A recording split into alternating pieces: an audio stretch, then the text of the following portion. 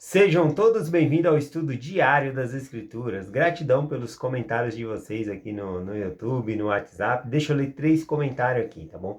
Esse aqui é da Marli Vieira Alves. Ela comentou aqui que o testemunho de Maria e a fé que ela tinha não passaram para os seus filhos. O testemunho é algo individual que cada um precisa obter. Gostei muito desse comentário aqui. Também tem a Claudete Bastos, né? Forte abraço para você, irmã.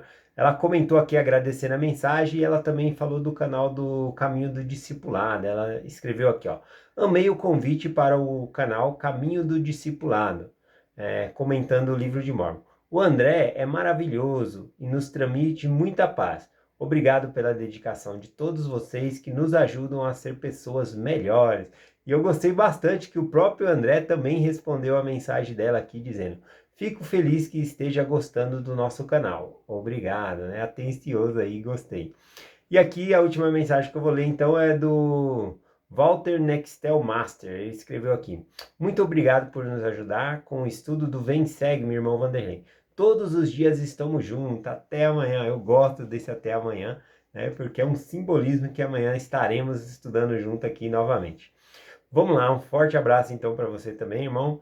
E vamos lá para a mensagem de hoje. Essa semana a gente vai estudar bastante parábolas. E hoje eu vou começar aqui com a parábola do Lázaro, do rico e Lázaro, tá bom? Que se encontra aqui em Lucas capítulo 16, do versículo 19 ao versículo 31. Tá bom? Vamos ler alguns versículos aqui. Importante dizer, né, que o rico nessa história ele representa a responsabilidade que ele tem por causa dos benefícios que ele tem em ajudar ao próximo. E também vai ter que prestar conta a Deus, né, do que ele fez com as bênçãos que Deus deu para ele aqui, tá bom? Então muitos consideram essa parábola como só algo fictício mesmo, outros consideram como algo real e que ensina algo muito real para nós.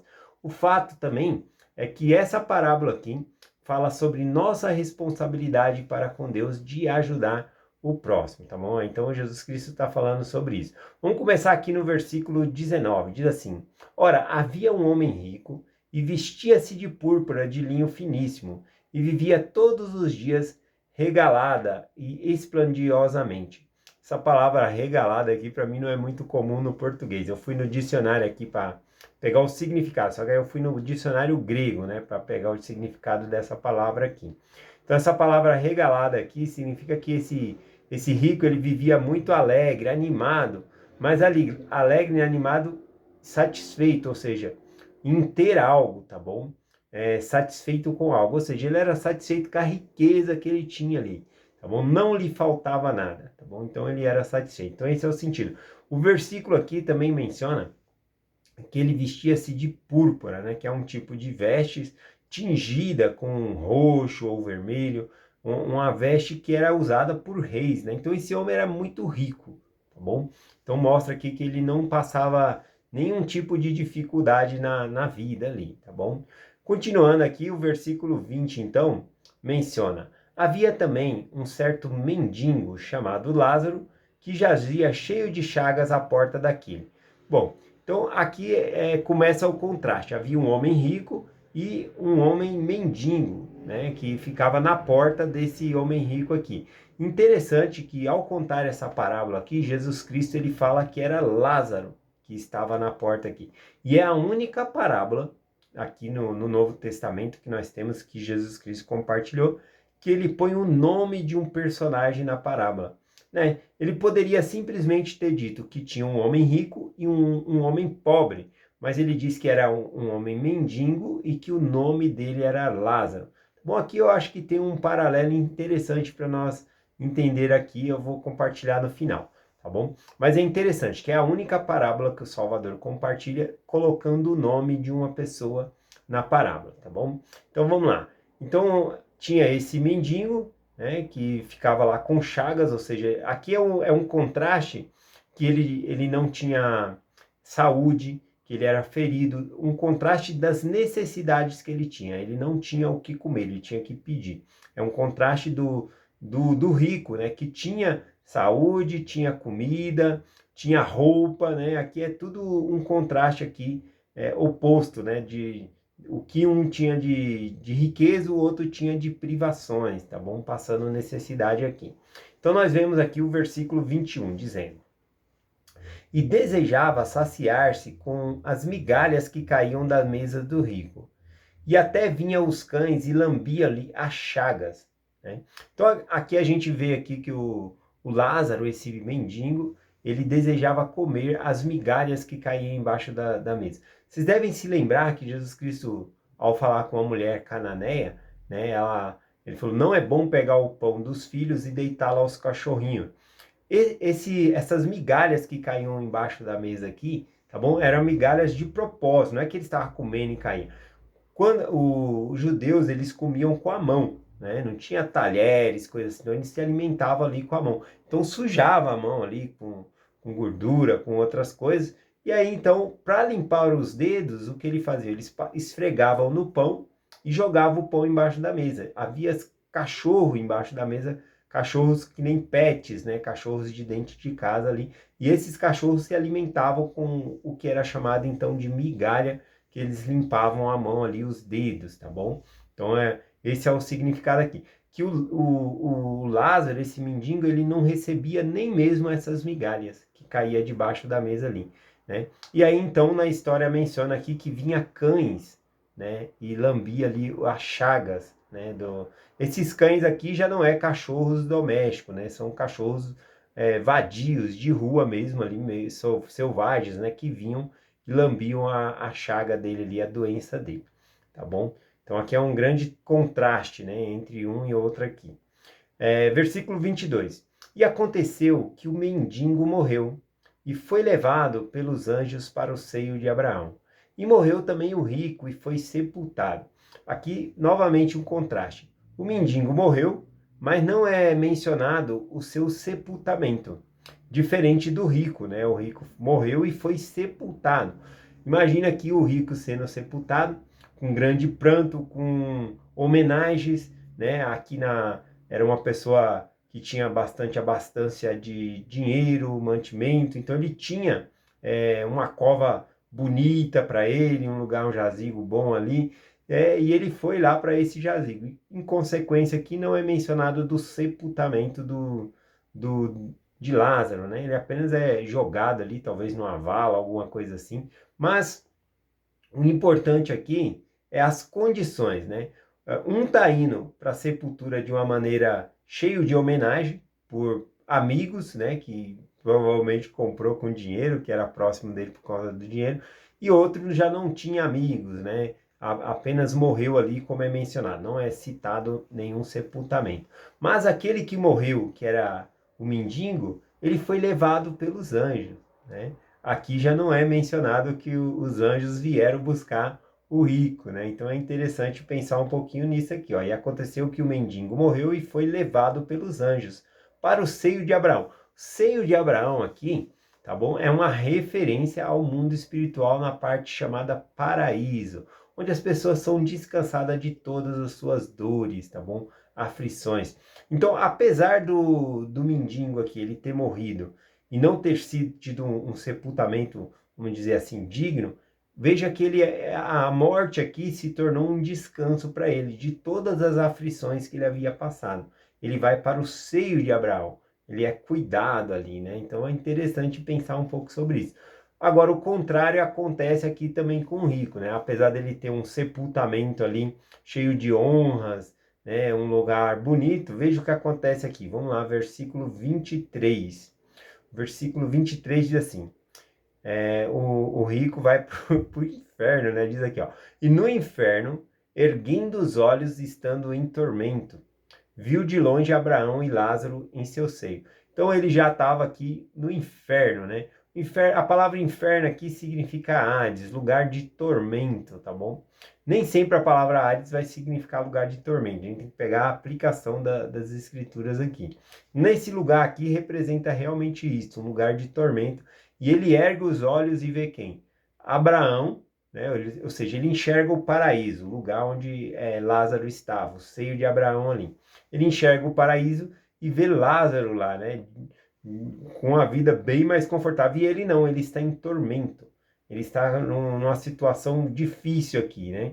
E aí vamos ver o que ele fala aqui no versículo 24. Ah, só uma coisa aqui, a gente vai observar também que o rico, nessa parábola, ele é mencionado como rico até ele morrer. Depois que ele morreu, nenhuma vez ele é chamado de rico aqui. A gente vê o diálogo entre ele e Abraão, mas ele não é mais rico. Interessante pensar nisso, porque nessa terra aqui a gente não leva nada, a gente não vai levar dinheiro, riqueza nenhuma. Então aquele que é rico aqui é só nessa terra mesmo, porque não vai levar nada. A gente observa isso nessa parábola aqui que Cristo está compartilhando. O versículo 24, então, ele começa esse diálogo, né, dizendo: E ele clamando disse: Pai Abraão, tem misericórdia de mim, e manda Lázaro que molhe na água a ponta do seu dedo e me refresque a língua, porque estou atormentado nessas chamas. Bom, aqui quando ele diz que está atormentado nessas chamas, né, isso aqui não é literal, né, que o inferno tem fogo ali. A chama é o próprio tormento na mente da pessoa, acusado pelas suas próprias iniquidades, seus pecados, e aqui no caso do rico, pela negligência que ele teve de ajudar ao próximo, por não ter tempo na agenda ocupada dele, tempo para Deus, para buscar a Deus na vida dele. Ou então ele está atormentado agora com essa ideia, então ele está nesse lugar de tormento aqui, e ele olha lá Lázaro, e aí ele fala com Abraão, pede para ele molhar, né? Tá falando de uma maneira poética, molhar o dedo, né, na água e pôr na minha língua, mesmo que fosse um pouquinho de alívio ele queria, né? Ele estava numa situação muito ruim. Então, além de estar no inferno e esse pedido dele aqui vai ser negado, né? Ainda assim, ele vai ser negado esse pedido e também ele está nesse tormento, tá bom? Ele não recebe ajuda nenhuma. Bom, vamos continuar aqui, ó, o versículo 24 que eu li, vamos lá para o versículo 25. Disse-lhe, porém, Abraão, né, respondendo: Filho, lembra-te que recebeste os teus bens na tua vida, e Lázaro somente males. Agora este é consolado e tu é atormentado. Bom, então a resposta aqui de Abraão nessa parábola é que o rico, né, ele agora está sendo atormentado porque ele teve os seus bens e vida. E Lázaro não, por isso que Lázaro está sendo consolado. Mas aqui não é uma menção dizendo que o rico está indo para o inferno por causa que ele teve coisas aqui na terra e porque se fosse assim, todo mendigo então vai ser recebido com alegria, vai ser. Não, não é isso que a parábola está ensinando. Não está ensinando que todo rico vai para o inferno. Não é isso, tá bom? Aqui está falando das ações dele, né? Por conta das ações. Ele tinha na vida dele tudo. Por isso que a parábola diz, né, que à porta daquele rico estava Lázaro, o mendigo pedindo. Então era impossível esse rico sair todo dia ali da sua casa e não observar que havia uma pessoa necessitada na sua porta. Ele estava cego para a necessidade de outras pessoas. Ele não ajudava. E esse é o tormento que ele estava recebendo agora, por não ter ajudado ao próximo, por não ter tempo para as coisas de Deus, tá bom? Então esse é o tormento. Aqui a gente não é mencionado, né, as obras de Lázaro, né? Mas nós já conseguimos deduzir que ele era um homem justo, porque ele foi para o seio de Abraão. Tá bom? O foco aqui é a ação do rico, o que ele fez com os bens dele. Ele desperdiçava os bens dele somente egoístamente, somente para ele e não ajudava ninguém. Então esse é o foco aqui da parábola, né? O versículo 26 diz: Além disto, está posto um grande abismo entre nós e vós, de sorte que os que quisessem passar daqui para vós, não poderia, nem tampouco os de lá passar para cá. Então ele fala de um grande abismo, né, que também existe lá no mundo espiritual. Esse abismo também foi estreitado após Jesus Cristo, né, porque Jesus Cristo ele fez uma ponte por meio da obra missionária no mundo espiritual, tá bom? Para que as pessoas pudessem sair desse estado de tormento e receber a obra missionária e assim por diante. Mas existe, né, um grande abismo, e aí Jesus Cristo menciona esse abismo aqui, tá bom? Que seria impossível Lázaro passar de lá para aquele lado ali. Então ele menciona isso. E aí a gente começa a ver aqui o apelo, né, daquele que havia sido rico, né? Não é mencionado que ele é rico mais. Versículo 27, né? E o 28 diz assim: E disse ele: Rogo-te, pois, pai, que mandes à casa de meu pai, né? Tá falando, pede para Lázaro, então, ir até a casa de meu pai. Por quê? Versículo 28. Porque tenho 5 irmãos, para que lhe dê testemunho, a fim de que não venham também para este lugar de tormento. Não, então a gente repara aqui que ele tinha 5 irmãos, e ele estava preocupado que os irmãos dele pudessem ir para esse lugar de tormento. Isso significa que os irmãos dele estavam fazendo as mesmas coisas que ele, ou seja, se preocupava só com os bens materiais e não ajudava ninguém.